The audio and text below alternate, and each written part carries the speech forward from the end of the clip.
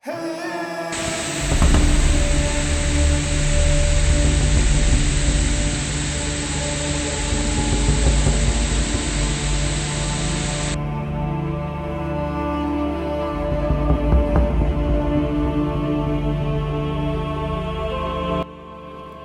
যদি long drive পছন্দ করেন আর হাতে যদি 2 বা 3 দিন ছুটি থাকে, তাহলে অবশ্যই বেরিয়ে পড়তে পারেন উড়িষ্যার কেওঁঝড়ের উদ্দেশ্যে। হাওড়া থেকে কেওঁঝড় যাওয়ার বাই রোড জার্নি কেমন ছিল তা জানতে চোখ রাখুন আমাদের YouTube channel long drive plan.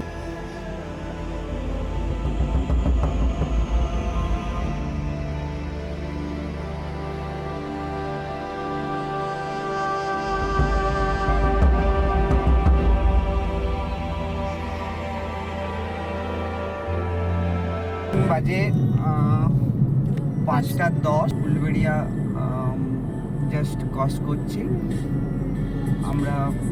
এরপরে নেক্সট কোলাঘাট পৌঁছাতে সময় লাগবে 8-10 মিনিট।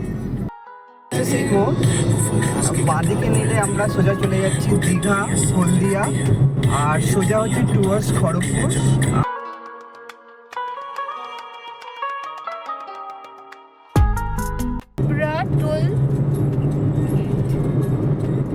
আমাদের জার্নির প্রথম এটা টোল, কিন্তু যারা কলকাতা একদম প্রপার কলকাতা হয়ে আসবে তাদের হয়তো বা এটা 3য় নম্বর টোল পড়বে আর ধুলাগড়।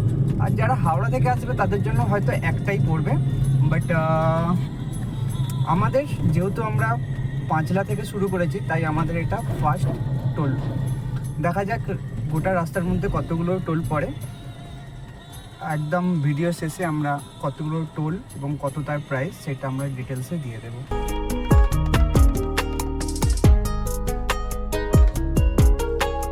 চলে যাচ্ছে সেটা হচ্ছে উড়িষ্যা, বালাসোর, এই বেল্লা, এই রোডটা কানেক্ট করছে। আর এদিকে যে বাঁদিকের রোডটা কানেক্ট করলো সেটা হচ্ছে NH49। এটা খড়গপুর মেন টাউনকে কানেক্ট করে চলে যাচ্ছে টুয়ার্ডস ঝাড়খণ্ড, জামশেদপুর, রাঁচি এবং আমাদের ডেস্টিনেশন কেওঁঝড় এইদিকে। টার্নিং পয়েন্ট হবে বাহারাগোড়া, যেটা 71 কিলোমিটার এখান থেকে দেখাচ্ছে। তারপর থেকে আমরা লেফট সাইডে টার্ন নেব। তো চলো আপাতত যাওয়া যাক।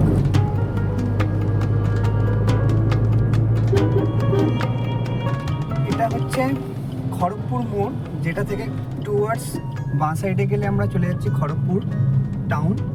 ডান সাইডে গেলে আমরা যেটা মেদিনীপুর হয়ে যাচ্ছে, মেদিনীপুর থেকে সোজা বাঁকুড়া, বিষ্ণুপুর এদিকে যাওয়া যাচ্ছে। আর আমরা যাব সোজা, যেটা হচ্ছে বাহারাগোড়া জাংশন, সোজা ইন্ডিকেট করছে। এটার দিয়ে আমরা লোদাসুলি এরপর এন্টার করবো।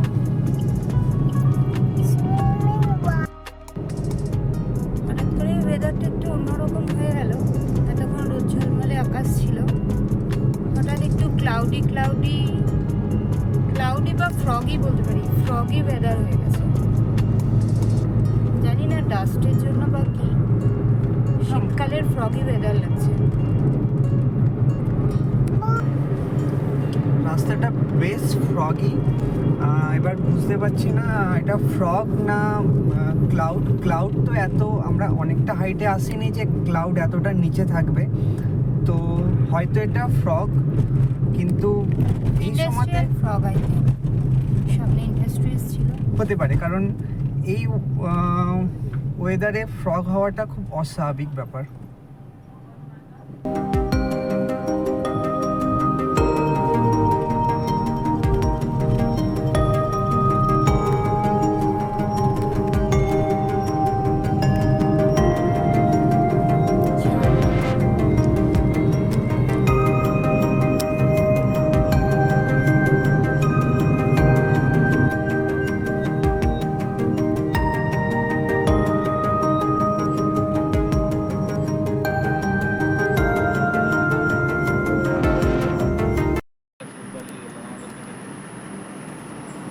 চলে গেছে, আর দেখা যাচ্ছে না।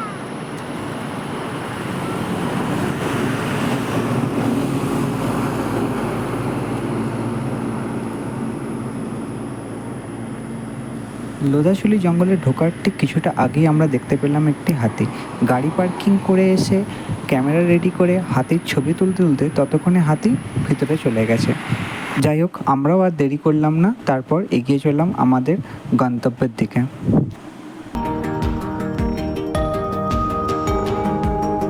আমরা পৌঁছে গেলাম ঝাড়খণ্ড বর্ডার। এরপর আমরা ট্রাই করব আমাদের ব্রেকফাস্টটা কমপ্লিট করে নেওয়ার।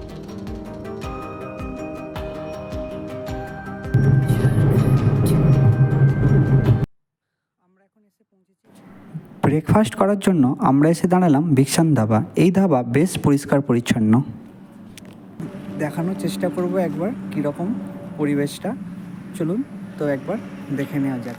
উপরেরটা পেট্রোল পাম্প, আর ঠিক তার পাশ দিয়েই এখান দিয়ে চলে আসছে ভিকসান ধাবার রাস্তাটা। এখানে গাড়ি পার্কিং করতে পারেন। গাড়ি পার্কিং করে আপনারা সোজাসুজি এর মধ্যে দিয়ে এদিকে ঢুকবেন।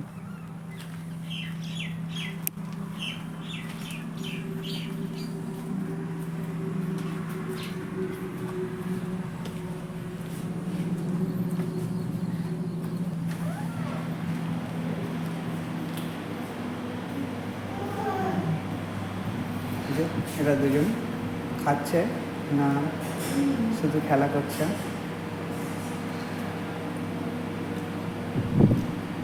আমরা ব্রেকফাস্টের জন্য নিয়েছিলাম 1 প্লেট ইডলি 80 টাকা দিয়ে, আর 1 প্লেট লুচি তরকারি 90 টাকা দিয়ে। ভিকসান ধাবার থেকে আমরা ব্রেকফাস্ট করে এগিয়ে চললাম আমাদের গন্তব্যের দিকে।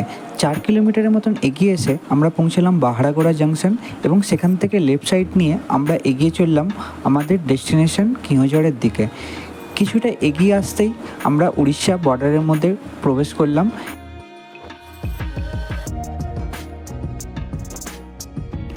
দূরের ওই পাহাড় আর সামনের NH-49-এর এত সুন্দর রাস্তা, দুটো কম্বিনেশন নিয়ে এত সুন্দর লাগছিল যে আমরা ক্যামেরা না বের করে থাকতে পারলাম না। আমরা ক্যামেরা বের করে আমাদের ছবিগুলো তুলতে থাকলাম, আর মনে মনে এটাই ভাবতে লাগলাম যে আমাদের কলকাতার কাছে এত সুন্দর জায়গা থাকা সত্ত্বেও আমরা কেন এর আগে এটাকে এক্সপ্লোর করিনি।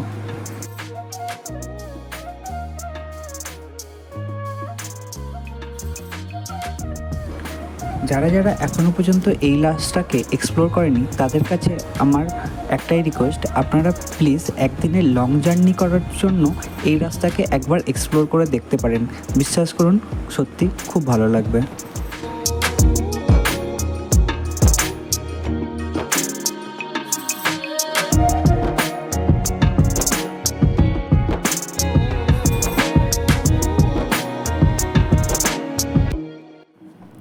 এখান থেকে শুরু হচ্ছে ইস্টার্ন ঘাট পর্বত। কাল পর্যন্ত যা বৃষ্টি হয়েছিল আমরা ভাবতেই পারিনি আজ এত সুন্দর রোদ ঝলমলে আকাশ পাবো।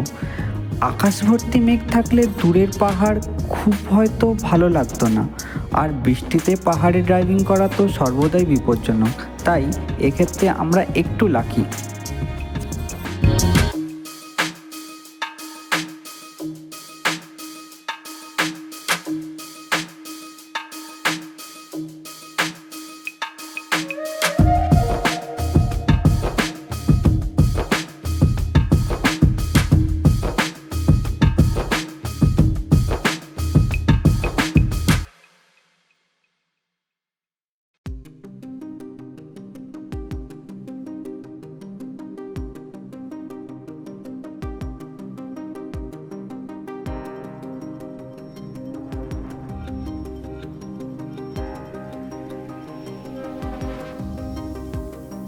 আমরা এখন আছি NH-49-এ। এতক্ষণ পর্যন্ত যতটা এসেছি ততটা রাস্তা ছিল অসাধারণ। এত বৃষ্টি হওয়ার পরেও রাস্তা কিন্তু খুব একটা বেশি খারাপ হয়নি, কিন্তু ইস্টার্ন ঘাটে ওঠার পর থেকে বেশ খানিকটা রাস্তা খুবই খারাপ। এখানে বড় বড় গাড়িগুলো যাওয়ার সময়তে যেভাবে দুলছে, ছোট গাড়ি, বিশেষ করে আমরা যে গাড়িতে যাচ্ছি সুইফট, তার গ্রাউন্ড ক্লিয়ারেন্স কম হওয়ার জন্য রাস্তাতে ড্রাইভ করতে বেশ খানিকটা অসুবিধার মধ্যে পড়ছি।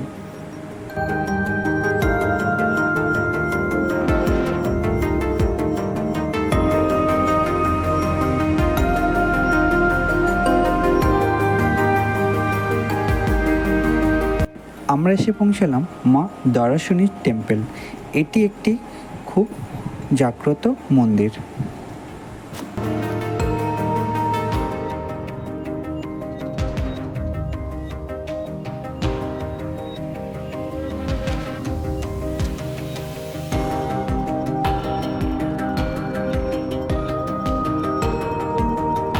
জঙ্গলের মাঝ দিয়ে রাস্তা দিয়ে এগিয়ে চলার মাঝে মাঝেই আমাদের চোখে পড়ছে এলিফ্যান্ট ক্রসিং জোনের সাইনবোর্ড।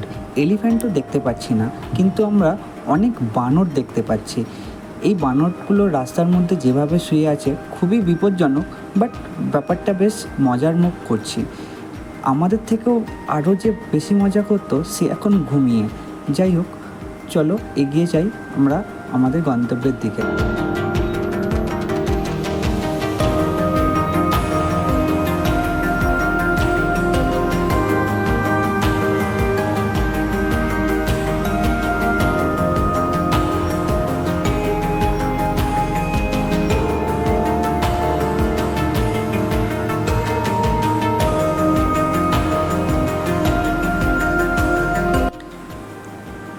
4 থেকে 5 কিলোমিটার যতক্ষণ আমরা পাহাড়ের উপরের দিকে উঠছিলাম ততক্ষণ রাস্তাটা একটু খারাপ ছিল। আবার যখন আমরা সমতলে নেমে এলাম তখন কিন্তু রাস্তাটা ঠিক আগের মতনই অতটাই আবার সুন্দর হয়ে গেল।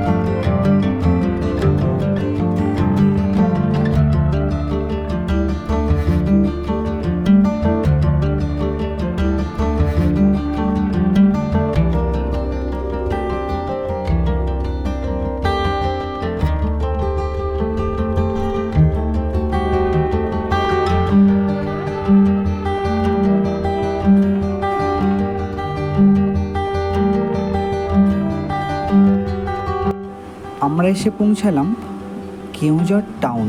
এখন বাজে 12:05।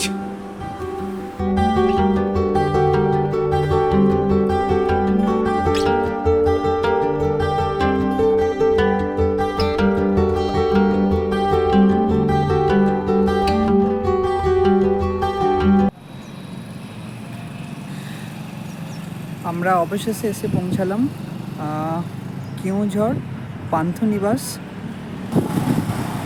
কেওঁঝরে এসে আমরা পৌঁছেছি 12:30 নাগাদ।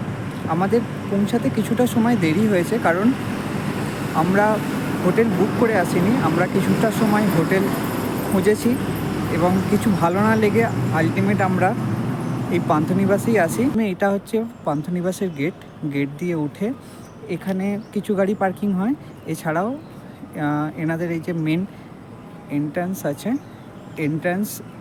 এটা এখান থেকে নিচে একটা বেসমেন্ট আছে, সেখানেও গাড়ি পার্কিং করে রাখা যায়। আমাদের গাড়ি ওখানেই পার্কিং আছে। চলো একবার তোমাদের নিচের বেসমেন্ট পার্কিংটা দেখিয়ে দিই। এটা হচ্ছে মেন এন্ট্রান্স। এখানে আর ঠিক এরই নিচে দিয়ে নেমে যাচ্ছে বেসমেন্ট, যেখানে গাড়ি পার্কিংয়ের সুবিধা আছে। অলরেডি একটা কার পার্কিং আছে, আর এই যে আমাদের রেড কার পার্কিং করা আছে। আপাতত লাঞ্চ করা যাক, তারপর আবার যদি কোথাও বেরোনো হয় তো কিছুটা ঘুরে আসার ট্রাই করব। এটা মেন এন্ট্রান্স দিয়ে উপরে সিঁড়ি, অ্যান্ড ঠিক লেফট সাইডেই আছে কিচেনটা এইভাবে যাওয়া যায়।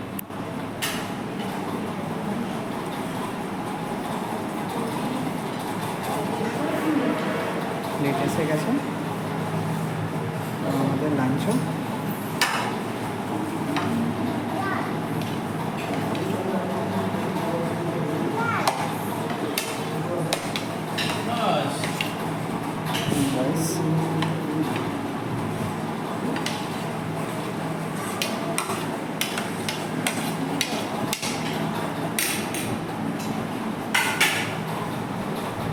আজকে আমাদের মিষ্টির এত জোর খিদে পেয়েছে, শুকনো ভাত আসতেই নিজে থেকে খাওয়া শুরু করে দিয়েছে।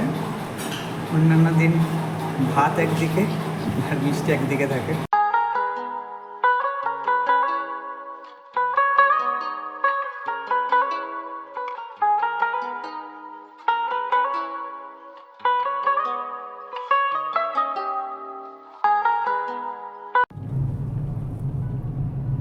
Now we are heading towards Sanaghagara waterfall.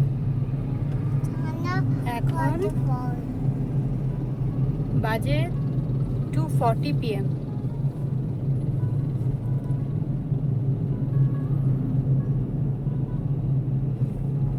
মামা ভালো লাগছে? কোথায় যাচ্ছি আমরা?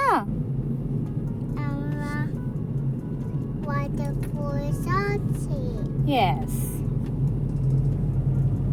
Swimming waterfall. সুইমিং করবো তো। Flower trees. Swimming করবো। তুই পিছিয়ে বসো। প্রচুর রোদ। প্রচন্ড রোদ।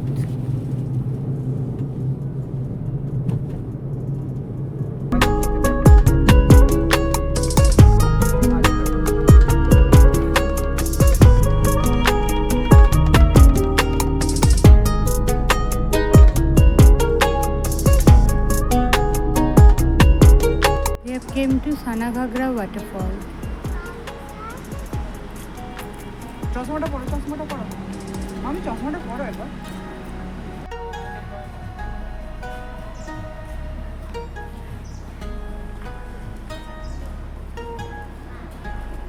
এখানে বোটিং করা যাবে।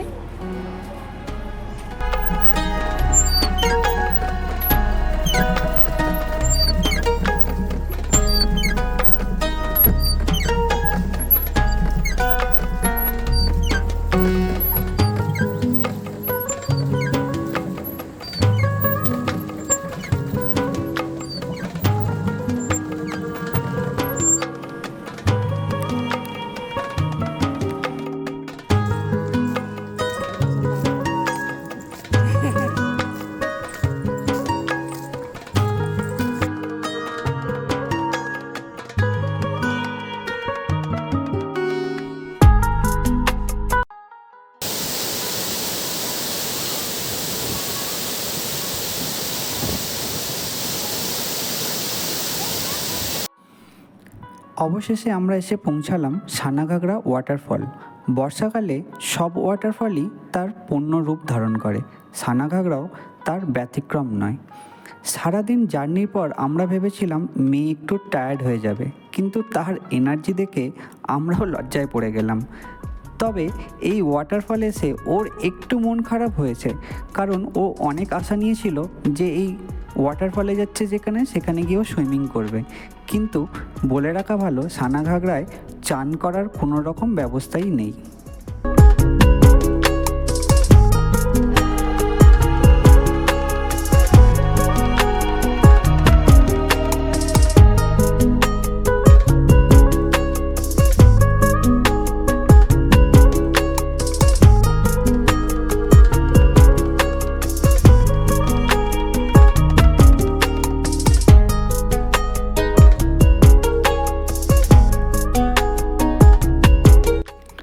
সানাঘাগরা থেকে ফেরার পথে আমাদের চোখে পড়ল এক অসাধারণ দৃশ্য। রাস্তার পাশে এক ভিউ পয়েন্ট থেকে গোটা কেওঁঝড় শহরকে দেখতে বেশ ভালো লাগছিল। আমাদের ইচ্ছা ছিল এখানে দাঁড়িয়ে কিছু ছবি তোলার, কিন্তু মেয়ে ঘুমিয়ে পড়ায় তার হলো না। তাই আমরা এগিয়ে গেলাম আমাদের হোটেলের দিকে।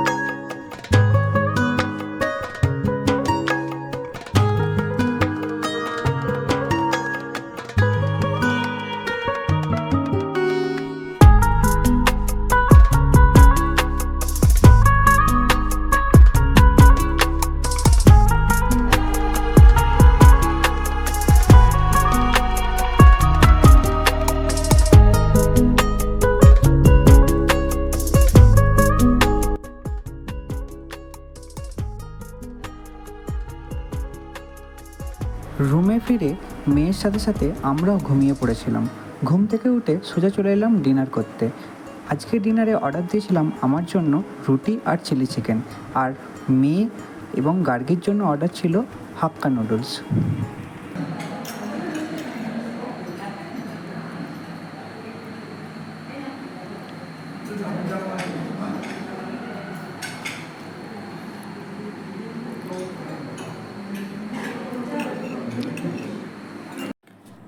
ডিনার শেষ করে বাইরে কিছুটা পায়চারি করতে করতে ঠিক করে ফেললাম কালকের ট্যুর প্ল্যান।